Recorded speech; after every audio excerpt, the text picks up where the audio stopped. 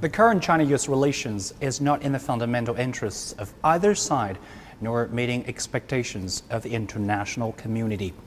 Chinese President Xi Jinping told his U.S. counterpart Joe Biden on the sidelines of G20, urging to get back to the track of healthy and stable growth to benefit the two countries and the world as a whole. Under Biden, Washington has defined China as a competitor in a hard way. In its execution of its foreign policy towards China, that is gradually veering into a very dangerous direct confrontation, even in some cases, potential military conflict. The latest role leading up to this conflict came with U.S. senior official Nancy Pelosi's August visit to Taiwan. China followed with massive military drills around the island and summoned the U.S. ambassador. To China, the visit had crossed the red line.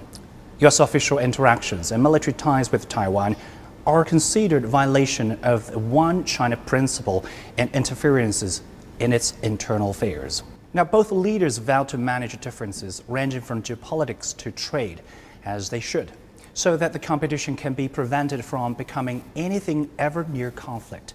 At this point, it's not only China and the U.S. that are dissatisfied with the relationship. Experts argue that some European and ASEAN countries are also anxious. Because those countries are under pressure from the U.S. side to take side in many cases, for instance, decouple from China's supply chains, suspend or take export control on technology products or equipment export to China, would have to cooperate with the U.S. militarily and purchase more U.S. weapons. People in this region and also around the world are very much concerned about the future arms race or a new Cold War that could happen and divide the world, fragment current international system, and destabilize, debilitate the global governance system.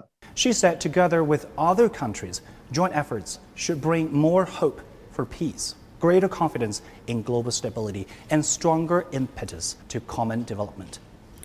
Biden concurred that the two nations share a responsibility to find ways to work together on urgent global issues that require mutual cooperation, including critically climate change, public health, and food security. So that's why China issued the two initiatives, Global Security Initiative and Global Development Initiative, trying to refocus the world towards a more peaceful and accelerated development trajectory.